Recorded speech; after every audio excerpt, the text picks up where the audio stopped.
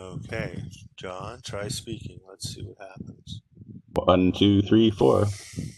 Can you hear me? Sorry, you guys. No Can worries. you hear me, Phil? Can you hear me okay? Yeah, I can hear you great. I don't hear you. Dang it. Dang it. Anyway, what the? 1, 2, 3, 4. 1, 2, 3, 4. Can you hear me, Sorry, Phil? John. Stand by.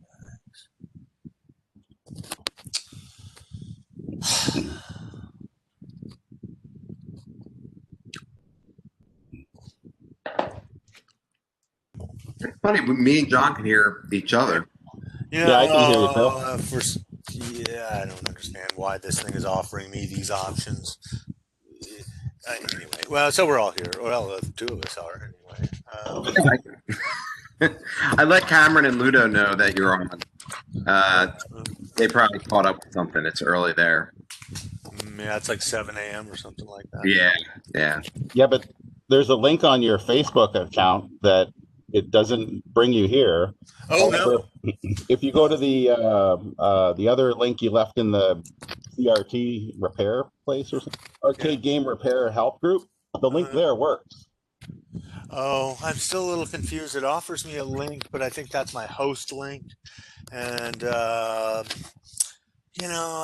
I'm too busy to really investigate it when we're not doing this. So, I just, I look at it for 2 minutes before we start, and I don't look at it afterwards. And I should really, because I'm paying for the service, figure out everything that it does. Oh, bummer. Yeah, I mean, it's like 11, 12 bucks a month, something like that, a little more than that.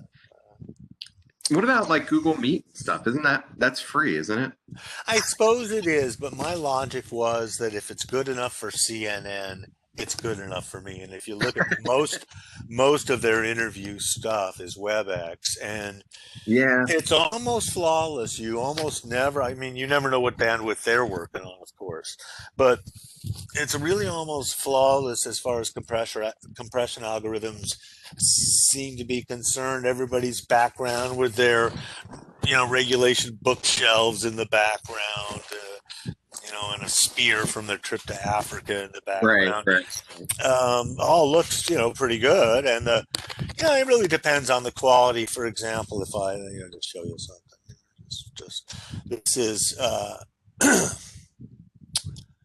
this is the camera that's with the laptop itself. Oh, okay. Is it good? It's all right. It's not horrible, but it's all right.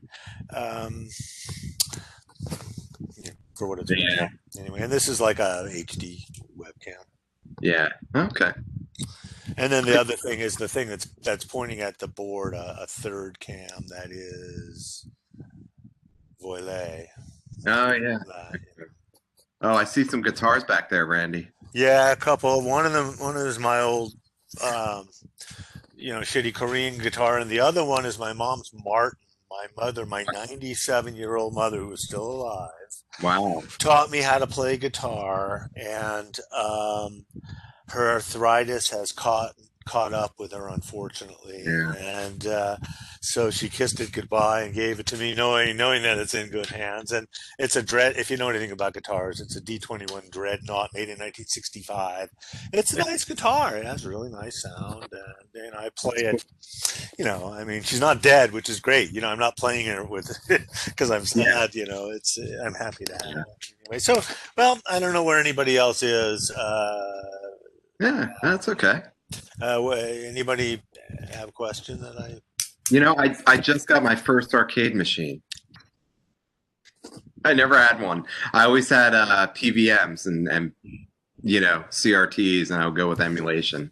Oh, is that our connection with is that? Oh, okay. Yeah, that's how I would always work on these CRTs and stuff. And I ended up getting my wife just said, she's like, what do you mean you're first?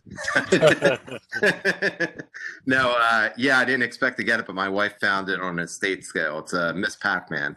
We won I don't want to go too crazy and start having a huge collection. So I want to They're keep big. it to that. They don't look that big until you drag them into your house. And You then know, you go, oh my God, this thing is just gigantic. The footprint's just like this, but it's yeah, it's a it's massive presence. It just is. It was funny. We went and saw it at this estate sale. And it was a really good. It was in somebody's basement.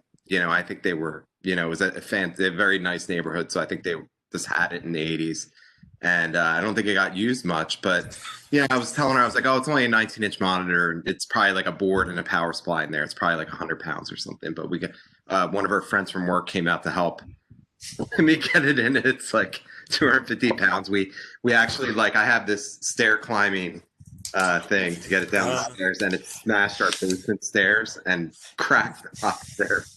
That I don't like those things because the freaking dolly weighs as much as the game does, or half as much as the game does. I've never liked those big dollies. I like a little tiny dolly, and if I have to, I just strap it to. I usually do strap it to the machine and lay it down on its back on the stairs and just launch it and let it slide down the stairs. It'll be fine. I don't try to stop it. Nobody below it. Don't try to stop it. Just let it. And that's but I don't know. John, are you down in a basement somewhere? Yeah, I'm sorry. Randy, while you were saying that, my wife was laughing because she kept saying, "Why don't you just push it down the stairs?" And I was like, "No, it's too delicate." Always listen to the woman is very wise. Always listen to the lady. Yeah, I'll start doing that. Okay. Yeah, no, I'm in my garage right now, Randy. Okay. Yeah, sure. I'm this thing for a little bit, but you were asking about some of the stuff I got in the background. Sometimes if I see a TV, I think I can use the tube out of it, grab it, and then I promised myself I'd have a limit of 2 boxes of spare parts. So, yeah. So I've actually ended up using some of these parts. Sure. But my philosophy is a good shop runs on junk. It really does. I would not toss. I mean, unless I had a huge volume of the same chassis, I would definitely not toss a chassis. I toss the frames all the time, the CRTs and the yokes. But you guys are kind of way more advanced with yoke swaptronics than I am. You've done some remarkable things, you as a group, you CRT guys as a group.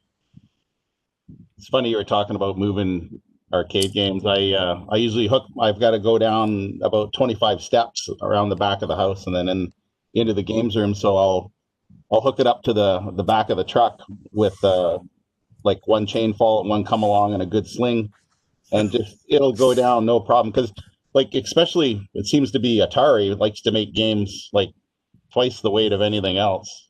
Wow. You get in a hard drive and cockpit, 750 pounds, or the compact is 450. That's crazy. Yeah, trust me, I spent a lot of time moving games. I know precisely how much they weigh. Hello, Kurt. How are you? Are you there? Hello, Kurt. Earth to Kurt. Maybe he's logging in still. Yeah. Oh, yeah. Probably pops up first, doesn't it? So John, you work on these a lot, I assume. It's funny. I opened up Miss Pac-Man and the FCC filter was disconnected. Do you mean the AC line filter? It's called FCC filter board. On the card edge, you mean? Yeah, it wasn't connected at all. It works. It works fine without it. Yeah, that's you don't really need that. That is just a cover your ass thing for manufacturers to satisfy FCC Part 95, I think it is, because the board will radiate for sure. It radiates like crazy, really. And you're not supposed to radiate stuff. It's going to interfere with the other consumer electronics that are in the neighborhood. But it absolutely works fine without, and I recommend that you don't have it. It's just twice as many pins instead of 56 pins. It's now 112 pins that are connections. And Phil, I guess you're not as familiar with this as John and anybody else that's been playing with this stuff. That connections are a big interface is our big bugaboo, all the time, especially on power pins. It's very common to have like a couple of power pins, like like ground and +5, or the two AC pins if the diodes are on board or something like that. Have it just fry those pins, and I just add an extra connector to it. You guys probably restore the whole connector, but I wouldn't do that. I would just add an ancillary connector to it. Yeah. You're done.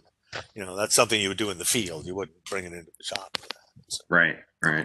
I'll tell you though, for power pins on the old machines, the pins are round, and when guys go to replace them, they put new Molex on.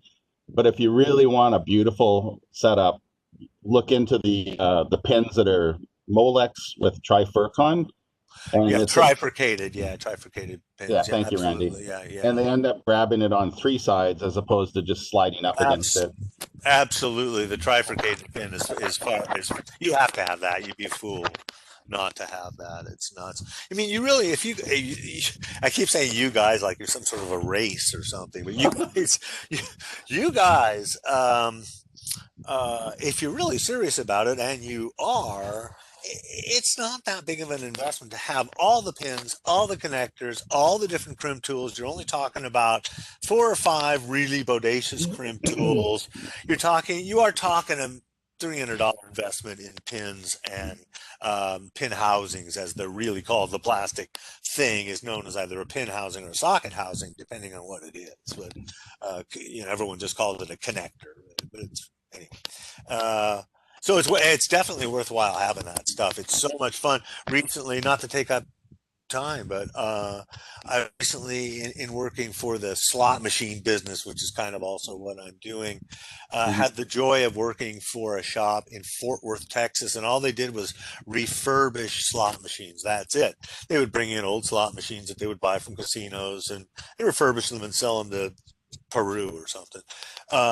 But I was just a bench tech, and I sat on the bench, and the thing that made my work so joyful was they had the tools that I just mentioned. They had all the crimp tools, they had all the pins, all the housings, everything that I needed to kludge together a test jig or do anything that I wanted to do. It was all there. It made my life so much fun, rather than trying to scrounge a connector off some junk and cut it off the wire harness and splice it, which we do plenty of times, but that's not preferred, not professional for sure. Anyway, that's my rant for the day. Yeah, I noticed I got all my connectors, and then I'll have inside the little bin, I'll have the part number from DigiKey where I can reorder when I'm getting low. And it's such an amazing thing when you just need a pin or a connector. You just go grab one, you go, I'm running low, I'll put it on the next order. Yeah. And DigiKey delivers in Canada within 2 days or less. And if it's $100 order, it's free. If it's under $100, it's $8 for delivery. You can't beat that. DigiKey you're talking about? Yeah. That's great. Yeah. So they've been around. DigiKey's been around forever, and so has Mauser Electronics. Speaking of Texas, that's where they're based. I like Mauser because they are a distributor for Nichicon capacitors. They're a direct distributor for Nichicon. Oh wow! Anything Nichicon makes, they carry, and for that reason and that reason alone, I'm in. Here's my offer. I mean, they're really good. That having been said, they're not expert at other things necessarily, but they're really good at passives. I found that they're extremely good with passive devices, meaning mostly capacitors is what we're dealing with for sure.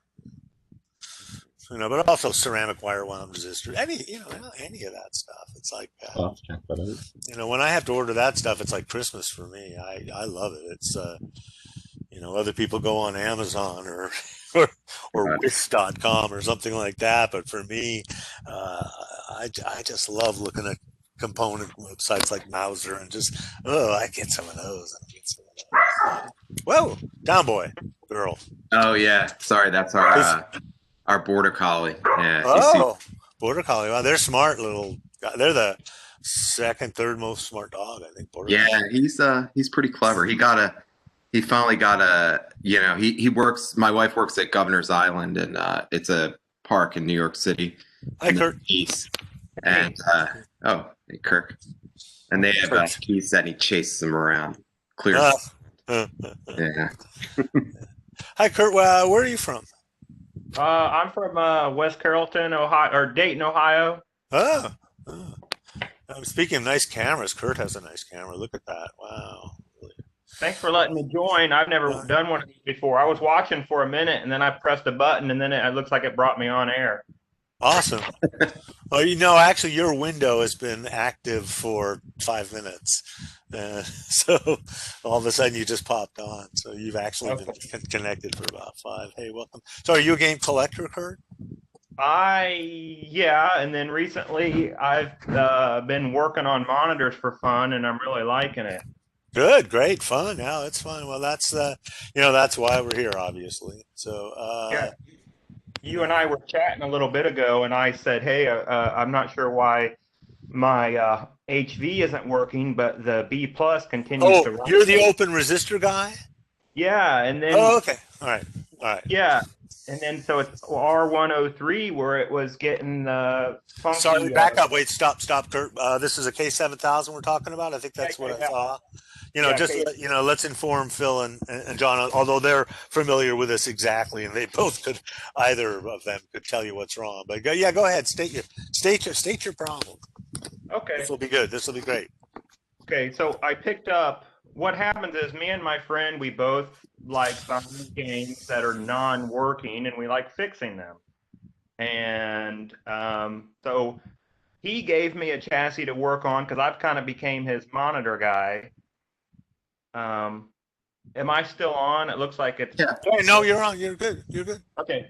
All right. So yeah, I've kind of become his monitor guy, and I'm learning as I go. So this was a good problem for me because I want to fix this. I want to understand why something happens. But super. So anyhow, when I got this, somebody had already done some work to it, and they were pretty rough with it. They replaced like 3 things, and the 3 things they did, it looked pretty rough. They were using a pretty aggressive soldering iron or something, but they had kind of lifted the solder pads on the hot, and then there was a R97. That resistor had smoked the solder pads. No, it was R. Is that by the flyback R97? It was actually R101 is what got really hot. It's in the power supply area, but it got really hot, lifted the solder pad. So, but anyhow, long story short, I was trying to figure out why my B plus was constantly rising, but I wasn't getting, the flyback wasn't firing up. Sure. And so I tested all of the main suspects of the resistors, and then I stumbled upon that vertical one, and then I read that one, and I was reading 5. By vertical one, he means a vertically mounted ceramic wire wound resistor. Yep.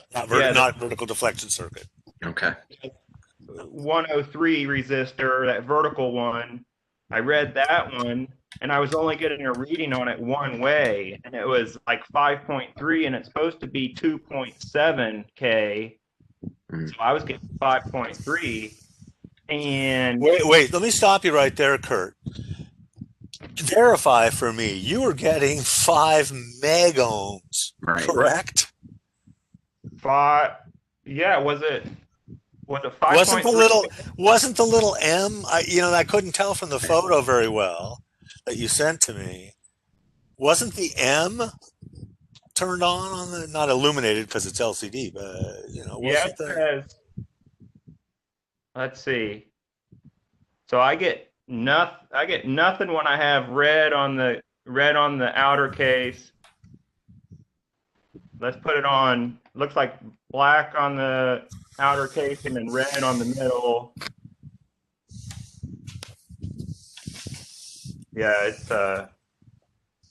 and I have the B plus filter. Wait, Kurt. Do you tell me what your reading was when you reversed the leads? Okay, 5.89 M. Yeah, you're right. Oh, okay, all right. So that resistor's completely open. So this is really important. Let's start with a little lesson right here. Resistors, when they fail, open circuit. So it doesn't matter that you read something one way and opened the other as if it was a diode. You're reading 5 million ohms, which you're reading something through all the rest of the circuitry, and who knows, and we don't care what you're reading through. It's super important that you look really carefully at the either it's regular ohms or kilo ohms or mega ohms, because that really makes a big difference. And even if you thought it was kilo ohms, even if let's say you thought it said 5K, it's supposed to be 2.7K. And the way resistors fail specifically is that they always open circuit. When a resistor fails, it always increases in resistance. Always, always, always. It never goes down. It always increases. So if I'm checking resistor in circuit and it reads higher than I expect, I for sure, almost without a doubt, I'm almost exactly positive that that resistor is bad. Unless the connection to it is broken, or I haven't made good contact, or there's something crazy like that. I mean, that's how you test a resistor.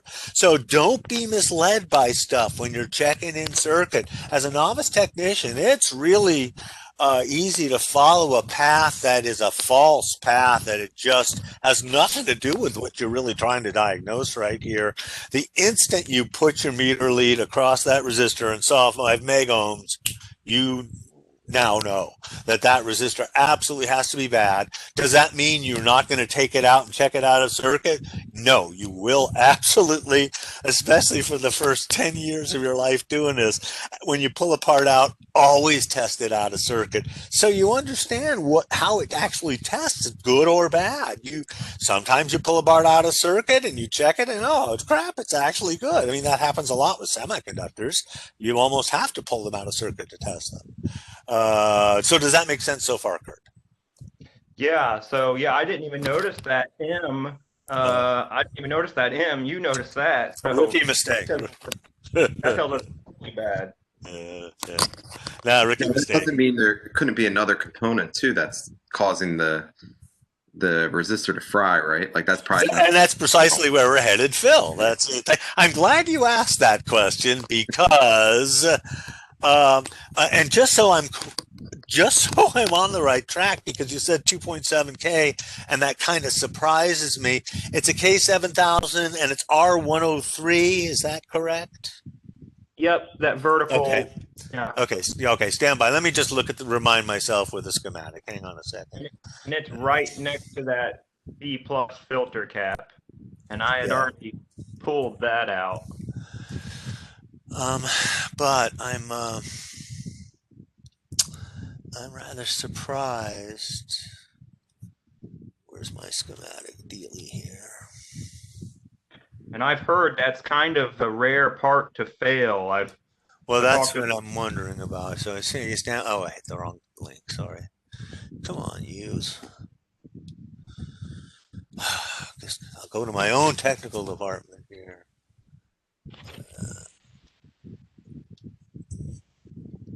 Sorry. Just give me a sec here. I just don't want to speak out of turn. K7000. Is it a K7191 or something? Do you know? Man, I don't know. No, never mind. Not so important. Okay. Yeah. Oh, okay. It's 2.7 ohms, not 2.7K. You're freaking me out, bro. This is really important when you're talking about resistors, which are measured in ohms, as you know. We have lots of resistors that are like low ohm resistors, which is what we're talking about right now.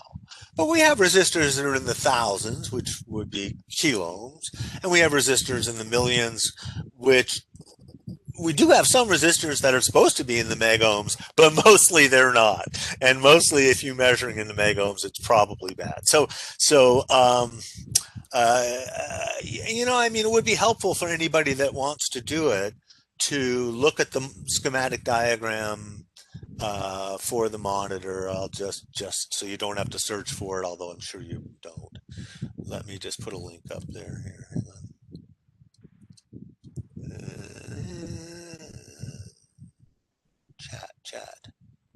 Chat. I wish I was better and faster at this. All right. Let's go to the whiteboard, shall we? Let me just go over here to the new, hopefully improved whiteboard setup. All right.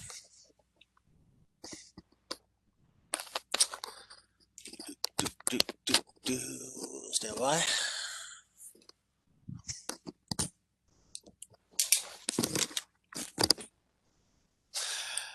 So, I guess I want to talk about a couple of things real briefly, but not too much. The linear power supply itself, and then this issue that Kurt brings up. Although, I mean, you know, for most of you, this isn't, you already know this. So here we go. So the way that power supply works is that you have the 120 volts AC, and it comes in and goes through a fuse. And as you know, this is alternating current, and it has to be changed into direct current. So there are 4 diodes here, and what are they, 19, 20, 21, and 22 or something? Can somebody correct me with that? Okay. Yeah. And the negative output of the bridge rectifier, made of these 4 individual diodes, is where the 2 cathodes are tied together. And that is connected directly to the chassis, hence the reason that you have to use an isolation transformer with this monitor.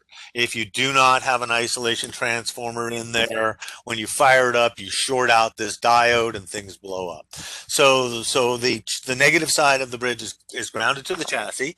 The positive output, as you probably know, is actually something called pulsating DC. It is direct current in that the definition of DC is electric current that flows in just one direction. In this case, it's the positive direction.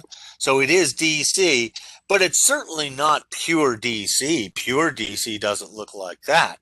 So we need to purify this, I guess you would say. We need to filter this pulsating direct current. We have to filter this with the big wazoo, as you know, the hardest working capacitor. I don't know if it's the hardest working capacitor, the biggest capacitor, certainly in the monitor, the main primary filter capacitor, the main, in this case, it's the only one. It's the filter capacitor. And that's, you know, that's not a super common failure. Correct me if I'm wrong, anybody, if you, John, or anybody, if your personal experiences and these old things that the main filter capacitor is failing, let me know. But, you know, anywhere along the path here. All right. So, sorry. So at this point, the 120 volts AC has been changed into approximately 160 volts DC or so. It sort of depends on the line voltage, and I'm not going to get into details, but anytime you turn alternating current into direct current, the DC seems to be higher than the AC you put in. It isn't really. Trust me, I'm a doctor. I play one on TV anyway. You know, just trust me, that's normal. Anytime you turn AC into DC, you get a higher voltage. So we have 160 volts DC, but we have to regulate this voltage. We can't just send this current out to the rest of the monitor chassis. It's not regulated, so that if the AC power changes voltage, if it rises or falls, as the voltage rises and falls, the picture would like get bigger and smaller, and the sides of the picture would be all wavy. It would be terrible. It would be bad. So we have to regulate it, and that's what that voltage regulator thing is on the left side of the chassis as you're looking at the monitor from the back. There's an integrated circuit here, and it's either an STR 3123. The last 3 digits give us the output voltage, so that would be 123 volts. And that's for the 19-inch monitor. Or for the 25-inch monitor, the STR 3130, it takes a slight, for some reason, don't know why, it takes a slightly higher, what we call the B+, the main power supply. 130 volts instead of 123. Or, depending on the monitor, the chassis that you have, it may be an STR 30 123 or a 30130. It's the same part in a different package, basically. So what this voltage regulator is essentially is an integrated circuit that no matter what you stick into it, the output here will be, let's just use 123 volts, the 19-inch standard.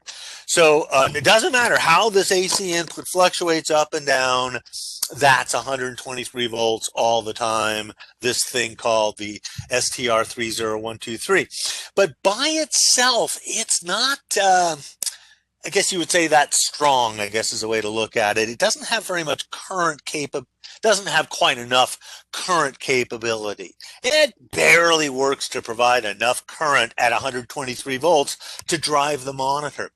So we add another component here, and it's a big ass resistor. It's a big, giant, big ass resistor, and it's the one that hangs off the side of the chassis. It's technically known as the big ass resistor. No, it's not really the big ass resistor. It's technically known as the shunt resistor. It is what is known as a shunt. S-H-U-N-T. A shunt provides an alternate path for electric current to flow. I mean, if you think about what the English language word means, shunt, you know, if there's a traffic accident on the freeway, they might shunt the traffic off the freeway and onto something else. It's an alternate path, like a bypass is a shunt, a cardiac bypass. And again, I play a doctor on TV, so I know that stuff. Anyway, so what the shunt does, that's the big resistor on the side, is allows some of the current to flow through from one side, from the input to the output, to take some of the load off the 30123. So that's what it is for. There's a cool advantage to that, in that one of the things that we want to do all the time really is measure the B plus voltage, Kurt, which is, I'm getting to your point here, measure the B plus Kurt, or anybody, which you know is something that you want to do a lot, and Kurt's got a weird issue where the voltage is high. So anyway, so this is that big giant square, you know, the big giant square ceramic wire wound resistor that hangs off the side. So what's cool about that is there are two test points here. One is the input side of the regulator, and one is the output side of the regulator. So that's a really cool place that you can check the B plus. You just ground the black meter lead to the chassis, and with your meter set on DC volts, you're expecting about 123 volts here on the output. So that's, you know, there's nothing weird or unusual about that. But here's the thing, wake up, wake up, wake up, wake up. There's sort of a side effect here. And the side effect, is, which is I don't know if it's undesirable, but it's a side effect, is that if the load, remember this is the load over here, this is, we are going to be drawing current from this power supply by primarily the horizontal output circuit, but something over here. If the load is not there, there is not enough voltage drop across this resistor. It's something known as IR drop, that the voltage that is dropped across this resistor this is something called Ohm's law. The voltage dropped across the resistor is equal to the amount of current multiplied by the resistance itself. That's the voltage drop. Well, under normal circumstances, I is, you know, an amp or whatever it is, an amp and a half. And so we don't get a lot of voltage on the other side. We just get kind of a little helping hand, a little current boost, just kind of a leg up for the regulator. But when I becomes zero, because let's say you have an open resistor getting to it, because you have an open resistor and or some other thing where you have no load at all, like maybe the X-ray protector is kicked in and turned off the horizontal circuit, the voltage on this side will rise. Not because the voltage regulator is doing anything weird, but because I is now zero. The current being drawn across this resistor is now zero. Hence, there's no voltage drop across the resistor. And on this side, instead of being 123 volts DC, it's now 160 volts DC, or 170 even, because there's no load. Even this voltage is gonna rise because there's no load at all. Can I hear an amen? Does that make sense to anybody? Everybody okay? Are you all with me? Cool. Yeah, cool. For some reason, I'm not seeing live video of you, Randy. Is anyone else just seeing? Oh my gosh! Well, this whole thing has been for nothing, Kurt. Whoa, you should have spoken up a little earlier. Wait a minute. Yeah, you're coming in. See it fine. Coming in fine. I see you fine. That's weird. No, I don't. Wait, there it went. Now I'm seeing Phil. But a minute ago, I was listening, Randy, the whole time. All right. Well, maybe this will make sense, and you might want to take a screenshot of this if you can do it. So that is sort of that's unlocking the mystery of why the voltage is too high. Now, in your case, there is, if you look at the schematic diagram, let me just clean this up just a little bit. Turn this into a real resistor. Although for the sake of this, well, I guess we do need it. All right. So now we have the 123 volts, and it's not always a great idea to slam your circuitry with a big current surge when you first turn it on.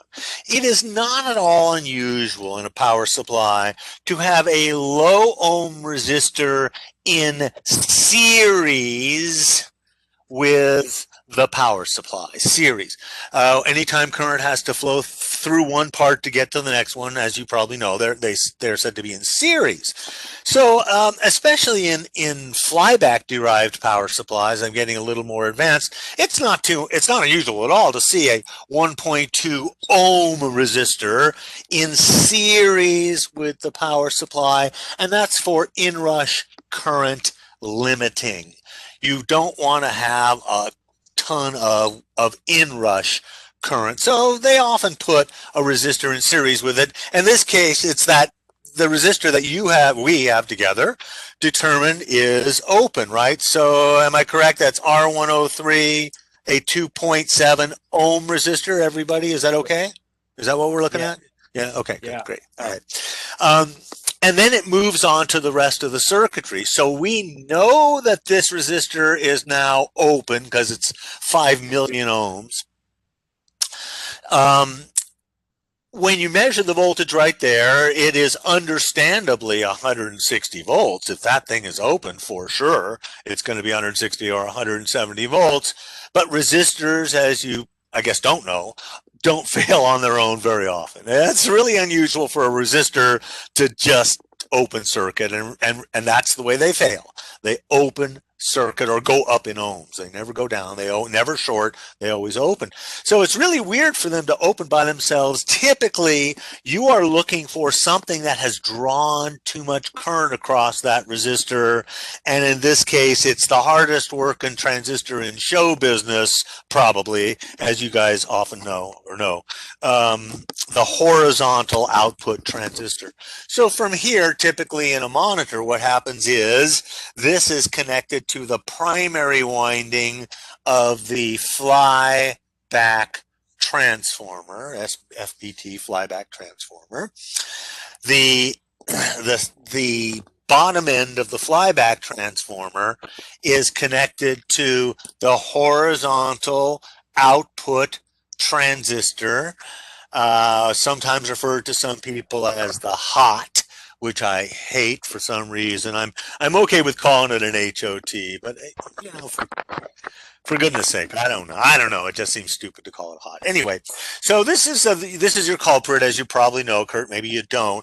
The other side of this is connected to to the chassis ground. So all this is a switch. All this transistor is a switch that in this case is turning on and off 15,750 times a second. This thing is turning on. And when it turns on, it draws electric current. Let me get a different pen here. It draws electric current from the power supply through the primary winding, through the transistor. Notice it happens to follow the arrow, if you can perceive that, to ground. So that builds up a big giant magnetic field. Because as you know, probably, anytime you run electric current through a coil of wire, you generate an electromagnet. I mean, we're kind of pinball mechanics as well, aren't we? So hopefully we know how that works.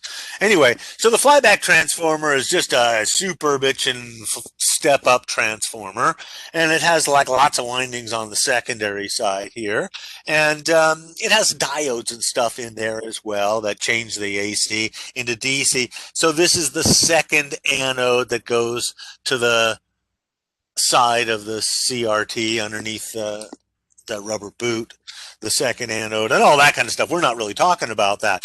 So, so since you have so much current, Kurt, being drawn from this through this most likely shorted transistor, we'll find out if you're sitting right there with the meter, which I think you are.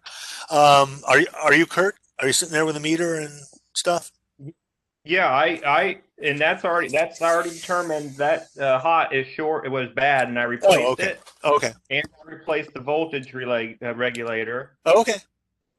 And then I still would, when I plugged that in, that B plus, I was getting B plus, but it would continue to rise and rise and rise. Oh, you never saw that resistor's open. So you just have to replace the resistor. And I mean, honestly, you didn't hear this from, maybe I shouldn't say it. You know, it's only 2.7 ohms. You could probably just put a jumper in there and it would fire up. I'm not sure I would operate it that way, but I can't believe it would be an issue. I mean, you might cause smoke and flames if the HOT did short out or something. Now that you've installed the new horizontal output transistor, have you measured the voltage? I'm sorry, with the power off, have you measured the resistance between the center leg and ground, the collector and ground of the horizontal output transistor, and determined that you don't have a short anymore? Sure. I put the black lead on the frame, and then the red on the middle. Okay. Meter set on diode test? Pardon? Meter set where? I put the black meter on the metal case, and then the red on the middle. Where's the setting on the meter set? Where is it set? Oh, it's an auto one. Is it on diode test or ohms? Oh, well, I thought in order to test for a short, you put it on continuity and then see if you get continuity by doing that. You can if the short is there, but if the short is less than 200 ohms, you won't see it on, or 100, depends on where it's set. You won't see it on the continuity beeper. So it's better to put it on ohms if you're just looking for a short. When you put it on ohms, is it now open? Does it show you open, or what does it show you? Okay, so if I have black lead on the frame and then red on the middle? Yeah, how many ohms is that? I'm getting 12.9K. Adrian, hi Adrian. Okay, 12K, just 12K. Huh. That cool? John? It still seems a little low, doesn't it? 12K? I mean... do this. Put your meter on the diode test setting, Kurt. Put your meter on diode test. You know what I'm talking about? Yeah. Okay, same test. Black on the chassis, red on the center leg. Power off. What do you get? Nothing. No, there's no such thing as nothing. Is it open? OL? Open? Yeah, it says OL. Okay, there you go. So OL, it means overload. That means it's open. That's fine. So you're groovy. So just replace that resistor, that 2.7 ohm, 5 watt resistor, and it'll be fine. I think you're good to go. You think that's my problem? Oh, yeah, it's a super common problem. I'm taking a long time to explain something that's a 15-second diagnosis under normal circumstances. You go, oh, blown fuse or open resistor. Oh, I bet your HOT is shorted. Oh, it is. You know, I mean, it's like nothing. It's nothing. It's the easiest and most obvious of all monitor. Wouldn't you say, John? I would say, wouldn't you? Yeah, it's funny because I've always used a diode test, never the ohms, but yeah, just check for grab the short, collector emitter. Yeah. Yeah, and if it's not there, you're groovy. It's usually a go no go situation. It's so unusual to check that, especially on diode tests, and have it read something other than either open or junction drop, depending on which lead you have. Where if you happen to have the red meter lead connected to the chassis and the black lead touching the collector, the center leg, obviously you'll see the damper diode that's in the horizontal output transistor, and you'll read a diode junction drop, but it won't be a short. So that's pretty cool. Yeah. So I'm confused. The horizontal output transistor, is that good or bad since we did this test? It's good. If it's open, it's good. I mean, that's a rudimentary test, but when they're bad, they always short. When a horizontal output transistor fails, 100% of the time, in my personal experience, the collector and emitter are shorted together. The center leg is shorted to the right-hand leg, but the right-hand leg is grounded to the chassis. So when you connect 1 meter lead to the chassis, you are actually connecting to the right-hand leg, the emitter of the transistor. And then you check the center leg, again, power off, meter set on diode test. And if you get a dead short, same thing as when you touch your meter leads to each other, it's bad. Yeah, and there was a couple other resistors that were out of spec that I replaced as well when I was troubleshooting this. And honestly, when I got this monitor, I thought, okay, cool. It was a bad HOT and a bad voltage regulator. And I thought all I had to do was replace those two parts and I would be in business. And then I couldn't get any HV, and that's where I got stumped. And then I finally just took it on down to that R103, that vertical one, and that's where it was reading those weird. Well, you know what's bad about this? I'm going to pick on you a little bit. No offense, I know you're a novice. Just to let you know, one of the worst things that you can do is you're looking at something and you can't properly interpret the reading. Are you not wasting your time completely if when you try to measure something to determine if it's good or bad, you cannot properly interpret the reading? You're just wasting time, right? So you looked at that, and even if you didn't see the megohm part, even if you thought it was 5 ohms, it's still, it would be way too high. The other resistors you claim or you say are out of spec. I mean, remember that they do have a plus or minus 5% tolerance, and your meter has if it's a fluke, a 1% tolerance probably. And when a resistor fails, it's rarely just out of spec. When a resistor fails, it usually either looks bad or is completely open, like this one is. Ceramic wire wound resistors typically not always just completely open, because it's a piece of nichrome wire in there that just breaks. It just is a piece of wire that just broken. It's open. There you go. Anybody else? Hey, Adam, how are you? Anybody else have anything going on? Adrian, nice to see you. Adrian, where are you from? Hi, Randy. I'm from Australia. Ah, okay. Welcome. Yeah. Thank you. Yeah. Have we met? We haven't met yet, have we? No. We're friends on Facebook now. I'm a bit of a fan. I've seen a lot of your videos and oh shucks. Stuff stop. like that. You're embarrassing me. Stop it. Yeah. Yeah. So yeah, no. Yeah, well, welcome. We're are we halfway through? Oh yeah, we're halfway through. This is the first time I've logged on here. I've seen some of the other videos on YouTube. Cool. Well, hey, welcome. So, you're a collector then? I'm guessing. Yeah, I'm a collector, novice technician. Okay. Yeah, so I enjoy repairing chassis, PCBs, game PCBs, stuff like that. Do you have a pet cockatoo? No. Oh, really? Oh, what is that? I thought everybody in Oz had a pet cockatoo. No, just a kangaroo, that's all. Oh, that's just a rule. Hey, okay, so getting back to business. Phil, John, Adam, Kurt. Yeah, I have a question. Yeah, okay, yeah. Just I'm gonna start getting it. Well, I am digging into this Naneo MS9 29-inch monitor I have here, and it's got the black background, no picture with red raster.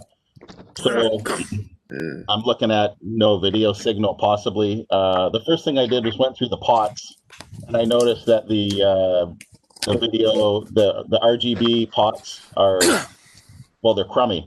So I ordered new ones, and then I'm going to start to measure the B flux, and I wanted to take my oscilloscope and start looking at some of the waveforms at the, I guess, the cathode and the collector of the video transistor output.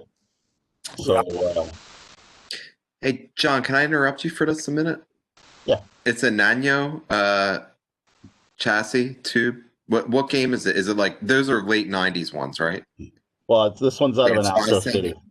Huh? This one's out of an Astro City. Okay. Candy Cab. I don't know too much about them, but I was helping out a guy in the neighborhood. He had one of those, and one of the guys who was on here before, Cameron Sanderson, he was saying that basically what happened was there's a little riser board that controls the high voltage, and it has two little caps, and they blow, and then it shorts the CRT itself. It blew out the heater pins. Like, it was kind of crazy. Okay.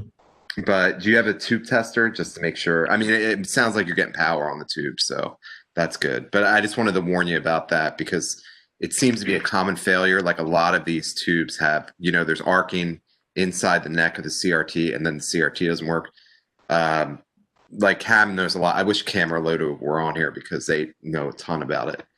And Cameron was really tracking. Like, I think he had like 3 or 4 of these tubes go in the same way. Wow. Or he knew, he was friends with somebody who did, and Well, I just wanted to throw that out there because it's yeah, a no, common failure point.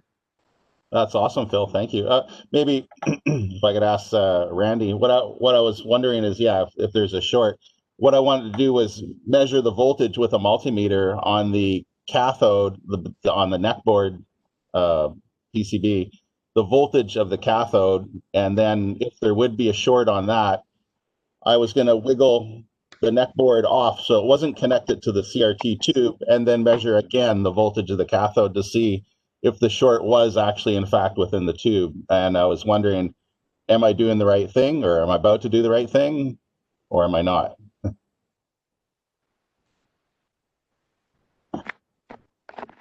Is Randy off? I don't see him now. Oh man, I don't know. Oh, due to low bandwidth or local. Huh. Yeah, his video is not available. No, I don't see him as well. Huh. I think there was an issue going on his end, guys, because I was having a hard time. Yeah, like he was a little pixelated. I wonder if he has a good connection where he's at. Yeah, I noticed. Second in command, John. Yeah, right.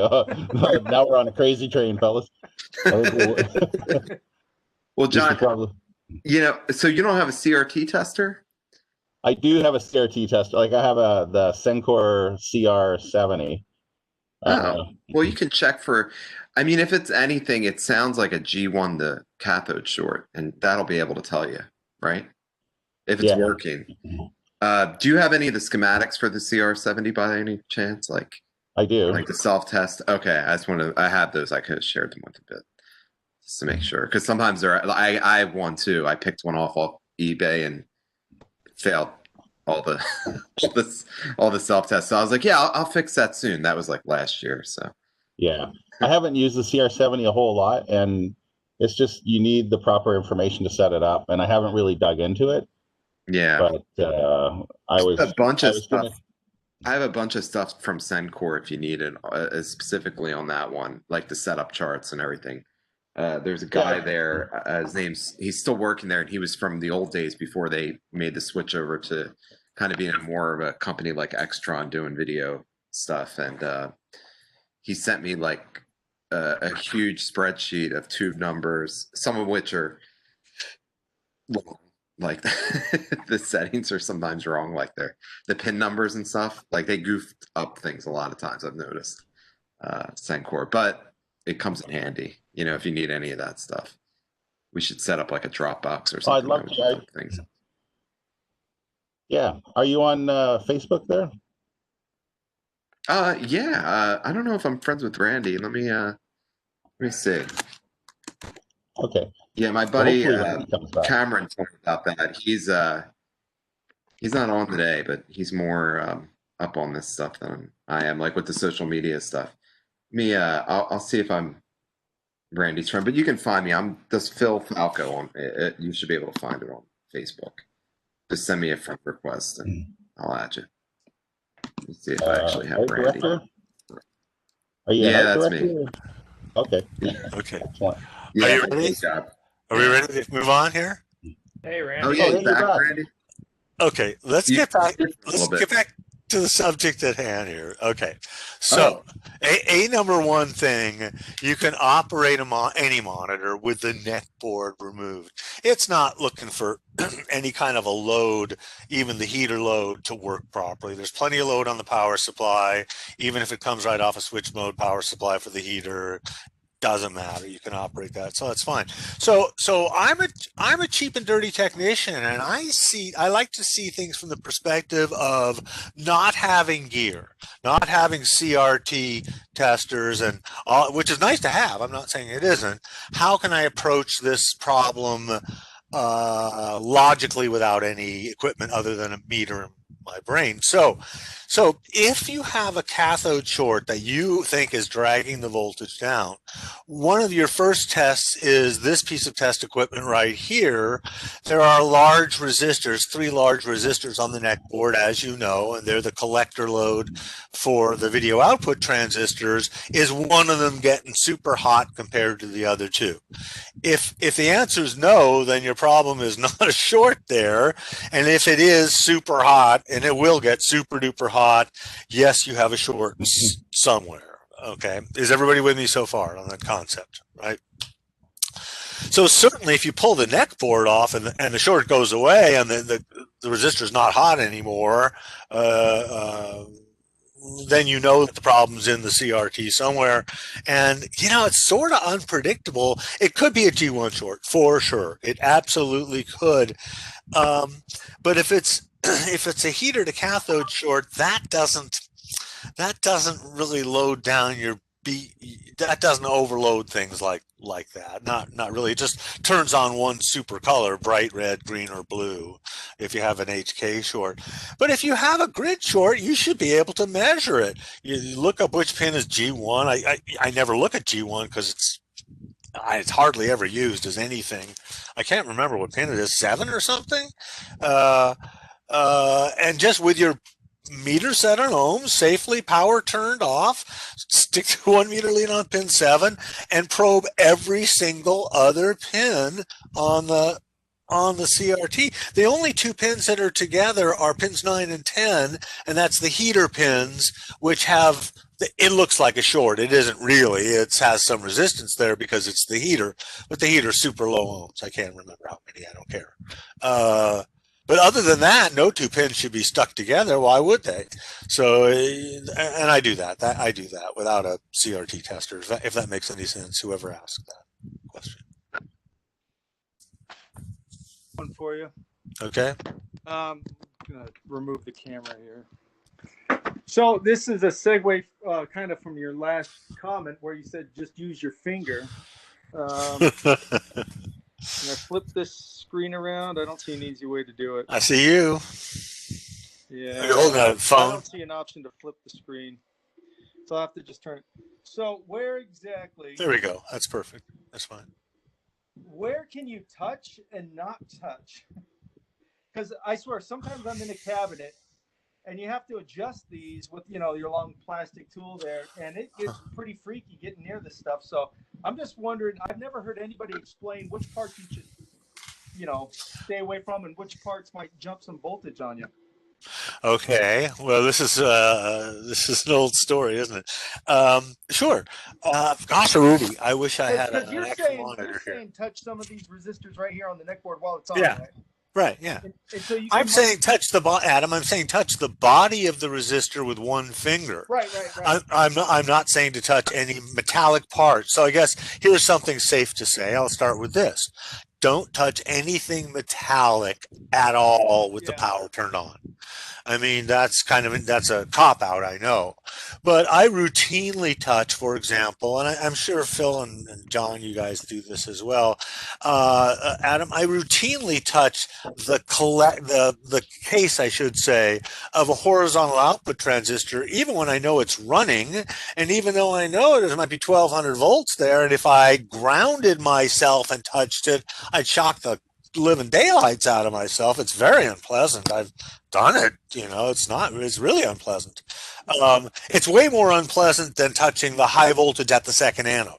It's touching the horizontal output transistor when it's on and you're grounded is really bad. But I often do that because I want to see how hot something is running.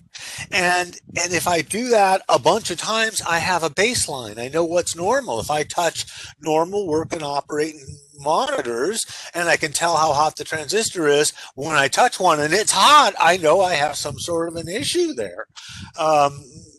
So you can do it. You can do anything sort of like that. Now, with my extraordinary advanced knowledge of electronics, and I'm just kidding. If I see that that a resistor is fried or gets real hot, I know that that's not the only culprit. I know for sure I'm looking at something that is connected to ground that has short circuited, because that's the way it works. And you don't know that, obviously, at this point. With the power turned off, as you know, in some old monitors, the picture tube stays charged. Is everybody with me so far on that? Everybody, I think, knows that. Are you with me on that, Adam? And so, wait. If you are going to get shocked by it, where would it be? Where's it going to come from?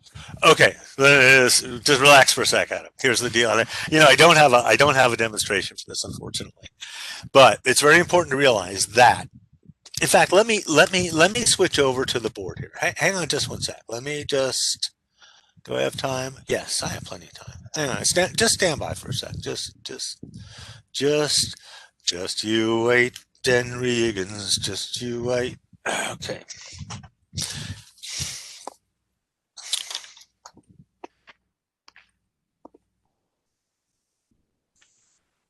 I just want to assuage your fear. People are so wigged out about the CRT, and those of you that have a little experience know there's nothing to be scared of. Hang on.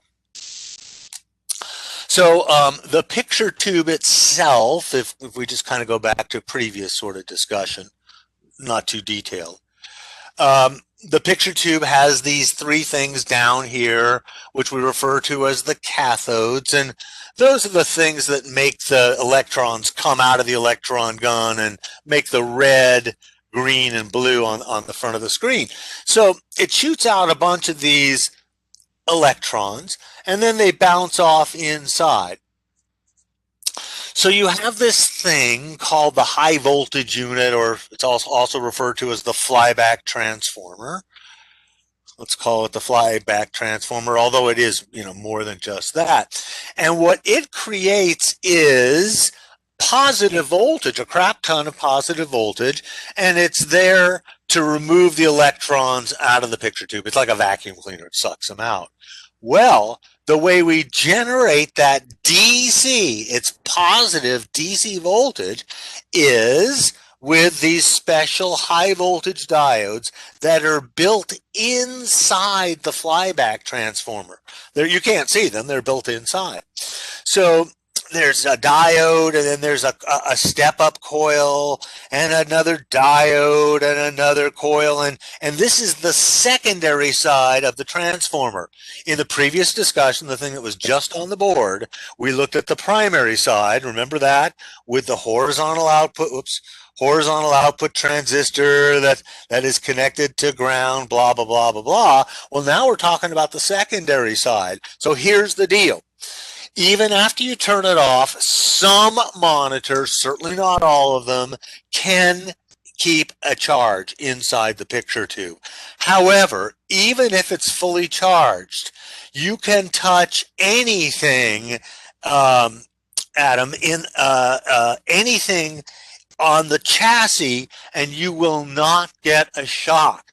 It doesn't matter. Even if the picture tube is fully charged at 20,000 volts and you are totally grounded, touching the chassis with your hand, you can touch anything on the electronics, the actual chassis itself, and you will not get a shock from the charge stored. This power off, of course, the charge stored in the picture tube, because it can't go that direction opposite the way the diodes point. So when it is off, you don't have to worry about that, except for underneath the second anode connector. Let me just change the cameras here. Hang on one sec. And again, I don't have a monitor here. If somebody wanted to point at a second anode connector, you could. Naturally, you don't want to stick your tongue underneath the second anode connector. I mean, and it's really hilarious. I got an email from somebody, I think just yesterday. Mr. Fromm, do you sell CRT dischargers? Which I just really had to laugh, because all I use is just a clip lead, a regular alligator clip lead, and a pocket screwdriver. I mean, it's really nothing. And you ground one end of the clip lead to the chassis, and with the power turned off, you jam the other end underneath the second anode. Yeah, there you go. So second anode. And with the cap on, though, there you go. Even if the picture tube is fully charging, it's charged. But all you have to do is unscrew the chassis, tilt it up, and solder a couple of things. You can leave the picture tube charged. You don't have to discharge it. In a very real sense, you're putting yourself more at risk by messing around with the second anode, not really, than just leaving the dang thing alone. It won't get you. But be careful about touching things with the power on, Adam. My deal is I don't touch nothing with the power on. Yes, you have to be really careful. And what I often do, Adam, is with the power turned off, I use a clip lead. You know what I mean by clip lead, Adam? Yeah, I make my own discharge tool for I've done it a lot. Okay, so with the power turned off, if I can use a clip lead to clip onto the hard to get thing, and then clip my meter probe to the clip lead, and then turn the thing on, make the measurement, turn it off, take the thing out. I mean, I'm paranoid about it like you are. I'm very careful with safety when I'm messing around. I've shocked myself a crap ton of times, and the shock isn't the problem. The problem is the reflex action of you jerking your hand back and you knock the neck board off the picture tube, or you break something, or you do damage. Or you lacerate your hand on that sharp metal chassis or something like that. So I made my own screwdriver, wire, and alligator clip discharge. So I have an Asteroid Deluxe with it's got the black and white. Yeah. And I don't want to. I'm a little reluctant to get into fixing that, because I know, don't you have to put in a resistor in between or something? Are there different rules for that monitor?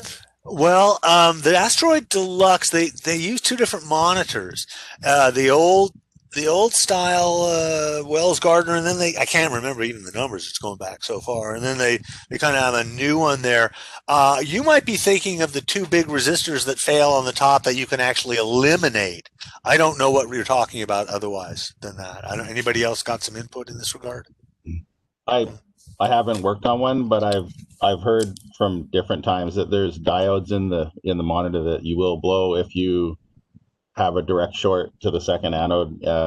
It's advised to use a high voltage probe with a 10 meg or 10 mega ohm resistor in it. And well, they all do, yeah. 10 mega ohm resistor, yeah.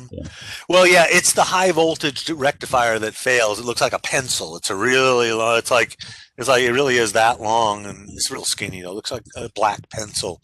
And those do fry. Those definitely fry. I'm guessing there's new old stock on those somewhere. I can't imagine anybody's manufacturing them these days. The monitor's working great. It just has a, every once in a while something's off, where the brightness goes up just, to 100, and you see trace lines Yeah. everywhere, you got to quickly shut it off before you burn in the screen. Sure, that's how it really draws the picture. That's how it's, yeah.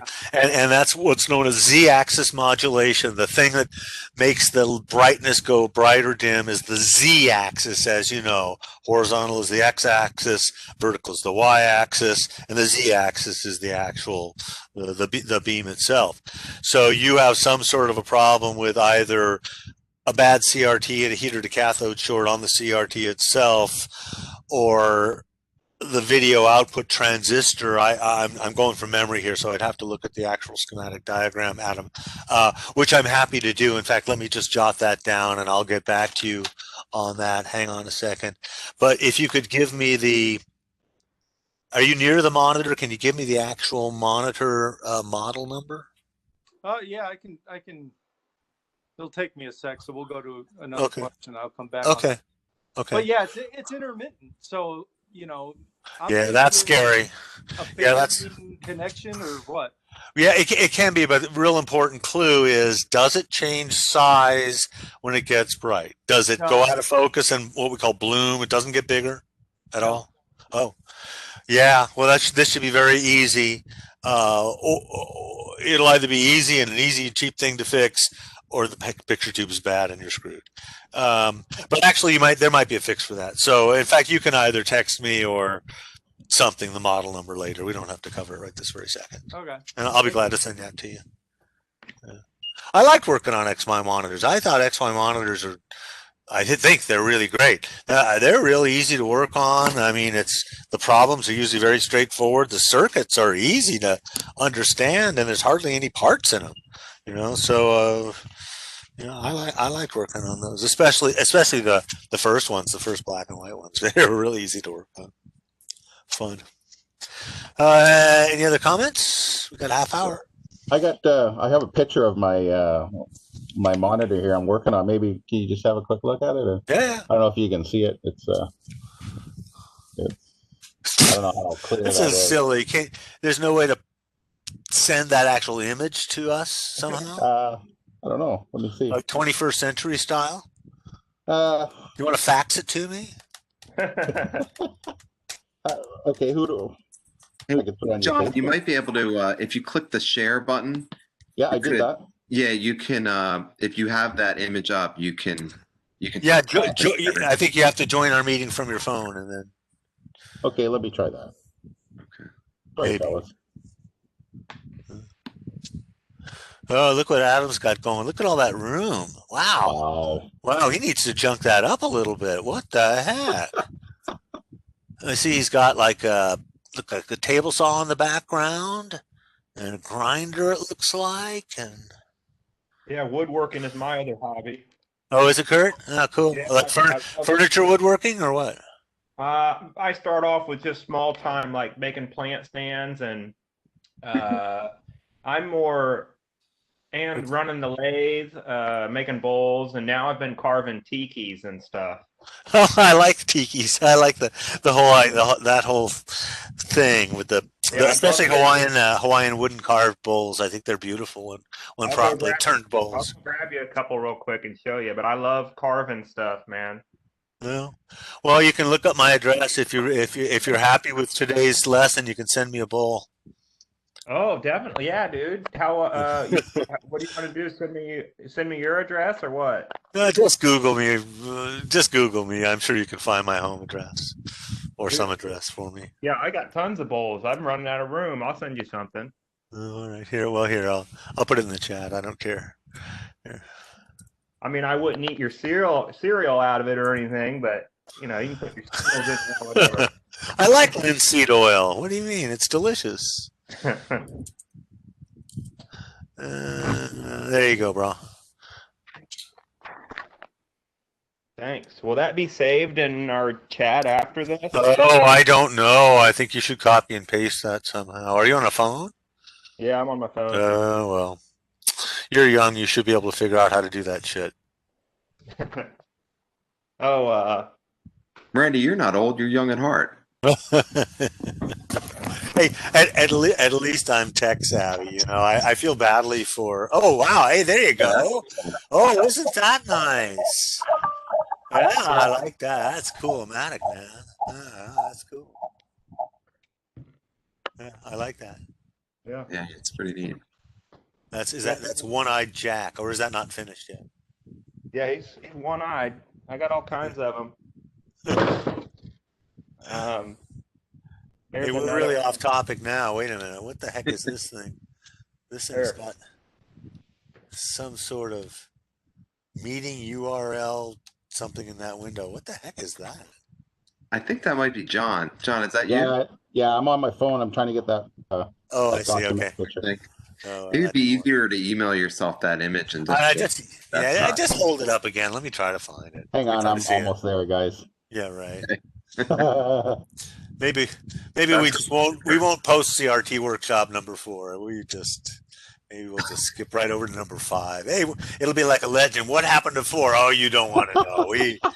We're not posting number 4. No. Oh, really? I gotta see number 4 now. Oh no, you're never gonna see number 4. Well, I got a small question while John gets the Yeah. image. It's I haven't dug into it at all, but I have a production video monitor or a presentation video monitor from the 90s, and it has the blue's too strong. Oh, there we go. There we go. Oh, that worked. Wow, it just Yeah. popped right up. So that's definitely low B plus. There's no question about it. You see the wavy sides and the vertical fold over and the small picture that it doesn't fill top to bottom. So your regulator is definitely not working there. I don't know what your actual question is other than that, but is there no video hooked up to it? Is that just raster with no video hooked up to it? no, there's a test pattern generator hooked up to it, and that's what I'm getting. Okay, when if you try to adjust the vertical hold or horizontal hold, can you see it break sync, or is it not synchronized at all? No, it's not synchronized. That's what I'm getting. Okay, that's always something good to do. Just when you get just a blank raster like that, I'm not there and it's not a video, but if it's flipping all around, then obviously it isn't synced, and I think you are not synced here. Yeah, probably. Okay, so this is a now. What is it? Yeah, MS929. Well, let's look and see what it is. But that looks like a linear power supply. That's kind of weird. Hang on. Yeah, these are. Do you know, is the schematic available? It's terrible. What I normally do is when I'm working on something, I'll actually go and take the blueprint and have it printed like 3x4 and hang it up so I could. Oh, I do that all the time. Yeah, did you say it's MS9? I'm sorry. MS9, yeah, and it's horrible. The drawing. Everyone that's out there, is horrible. That I found. But what I've done, I found a lot of drawings are cut in half. So I've got a program I used, and I can put them back together, a PDF, and then I can go get it printed. But yeah, the values, everything's. I can read some of it. Yeah. Wow. Okay. Hey, John. Yeah, you definitely might want to reach out to Cameron Sanderson. Okay. He's usually on this, but he's in Australia. Might have a lot of information about this one. He seems. I remember him talking about. I'm not as into collecting the arcades. I like playing them, but I don't have as many as he does, and. I would definitely check with him. I remember him talking a lot. He's like the master of tracking down this information. He's really tenacious. And if anybody's got more info, it's him, I would say. So let me interrupt you and say that I'm looking at the schematic, which you can't really read. But I see that it does, as I thought, have a switch mode power supply, and yet the image, let me get back to the image. Leave that up there, or is that my choice? Whoops. Oh, where's the image of your thingy? Oh, here. I just thought you didn't want to see it anymore. No, I do. Can you put it back up? Yeah, you're just gonna have to bear with me. I'm sorry. Okay. Yeah, sorry. I didn't know if I had control of that or you did.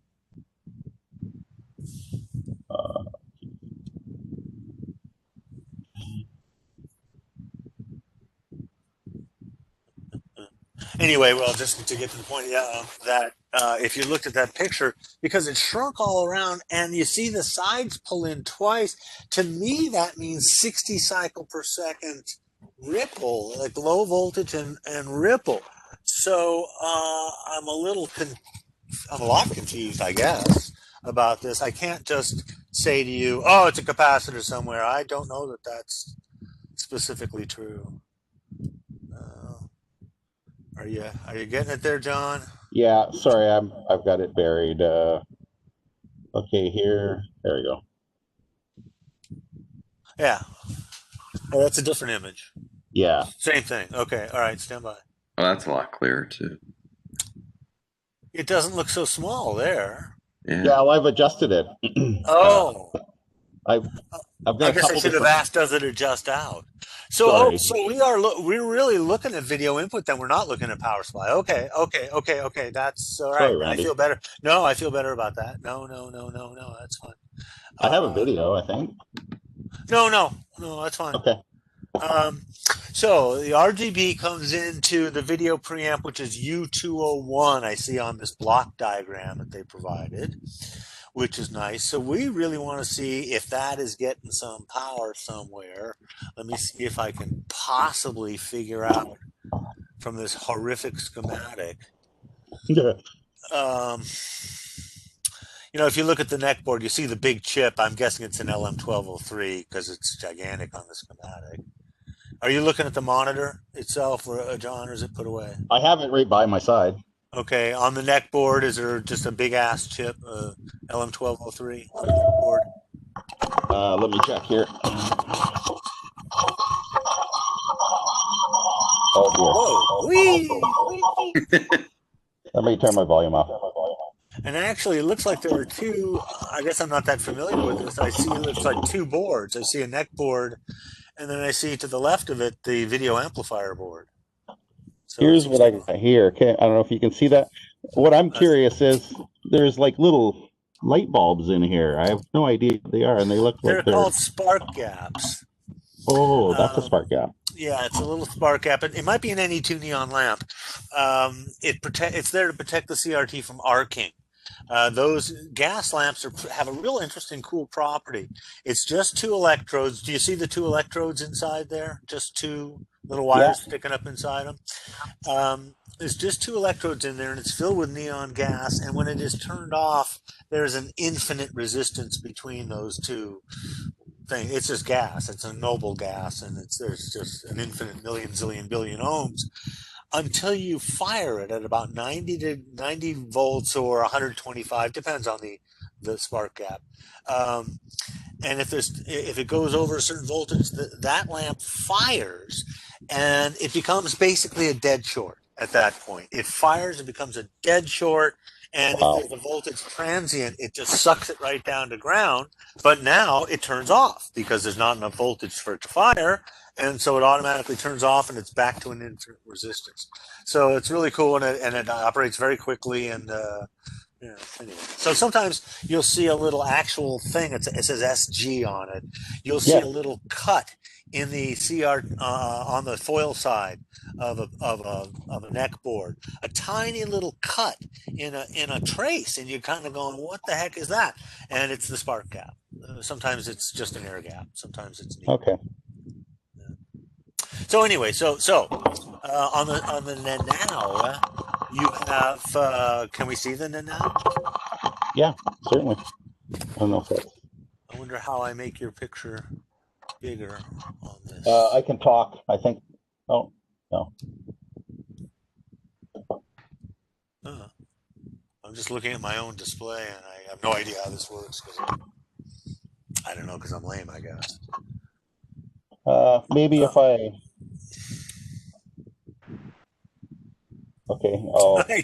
I have no idea. Let me see. Okay, I'll get rid of that. Maybe this will help. I don't know if that's that makes bigger. it bigger. That's bigger. Yeah. Okay. So we want to look at the neck board. Show me the neck board. Show me the neck board. And there's no big chip on the neck board, correct? Just the 3 video output transistors and the big resistors. Okay.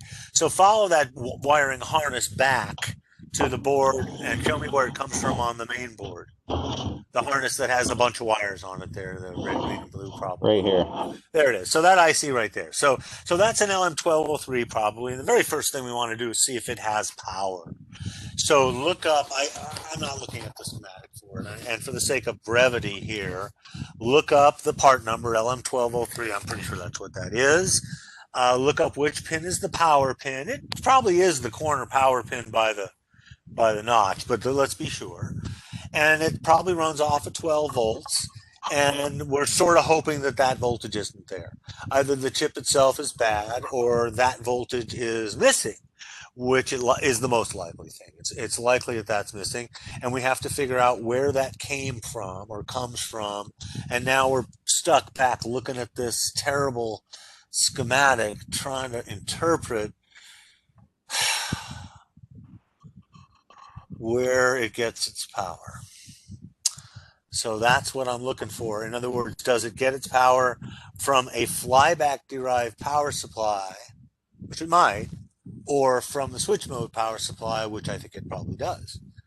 And is there a resistor in series? We talked about this resistor, Kurt, that resistor that's in series with the power supply, in your case, 2.7 ohms.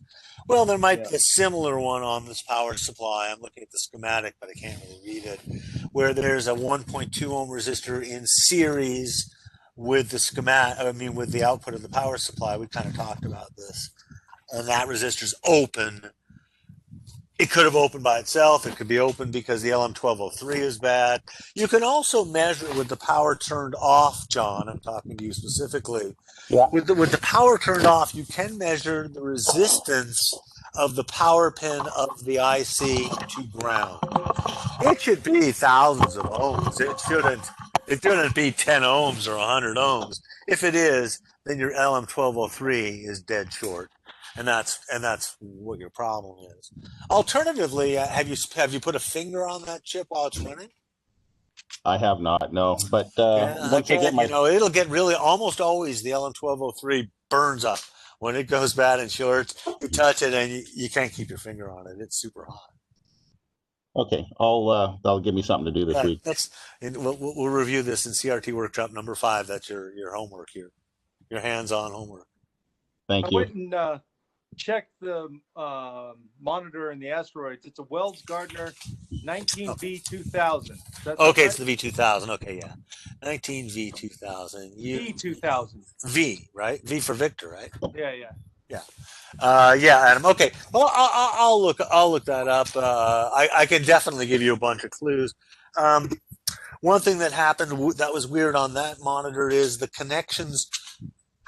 Let me back up. On the high voltage unit, it's a separate box, metal box. There are a couple of transistors on the side that go into sockets, and those go bad all the time. But typically when those go bad, the picture blooms, which you said you didn't have that issue, where the picture gets bigger and smaller. I'm not saying it's impossible, but that can certainly be one of your problems. It could be no bad parts at all, which I think it is because it comes and goes. So we'll figure it out, and if you're around next week, we'll certainly can cover the solution. That would be good.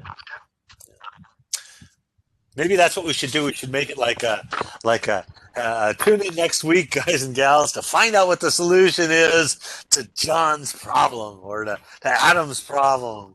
Remember last week? Here's the solution, or something. So got 15 minutes, 14, 13 minutes. Any other comments? Yeah. I did have When would you? Sorry, like if I have a B plus filter, it's saying that that's supposed to be 560 microfarad, and it's reading 645. Is that good enough? Oh, it's reading higher than indicated, correct? Yeah, that's fine. Electrolytic capacitors are usually plus 20%, minus 10%. Quite often. Sometimes they're plus or minus 10%. But it's not unusual to have it be plus 20%, not at all, because the manufacturer knows that the capacitor is going to degrade over time. So typically they'll just give you, I think this is the logic behind it anyway. Typically on new capacitor we'll read, it's not unusual, let me say, for it to read higher. Okay. And that's that one that I pulled when I was trying to figure out that problem with no high voltage. I even pulled. Yeah. I pulled that 103, that vertical resistor out of there, and now that it's out of circuit, I can't get a reading at all on it. Yeah, of course not. Yeah, that's exactly how you double check it. Yeah, please stop referring to it as a vertical resistor. It's okay to refer to it as a vertically mounted resistor. Absolutely fine. But you confuse the issue when you say vertical because of the vertical deflection circuit in the monitor, which is a whole different thing that we're not talking about here. Okay. My next step is to get familiar with reading these schematics, and I heard the K7000 is a really good one to learn. Yeah, it super is. Yeah, it's an easy. I need to really get good at that so I can troubleshoot better. Okay, well, I think I've put up on YouTube some basic CRT videos. If you haven't seen those, that are not the workshop that we're doing here, but the beginning. Here's the picture tube. Here's how it all works. It would behoove you to look at that. And once you know how the monitor's broken down into sections, it'll be really much easier for you to understand. Just look at those videos. It'll take about 5 hours for you to go through. Right. Okay. All right. Well, hasta la pasta. Everybody stay safe. Thank you for showing up. Appreciate it very much. And I guess I'll catch you on the flip-flop. Okay. Hey, Thanks, if you have any suggestions, just suggest away. Thanks very much for coming. Appreciate it. Nice to meet you, Kurt. Okay, too. See you, everybody. See you, Adam. See you, everybody. Take care. Care. Bye. Bye-bye.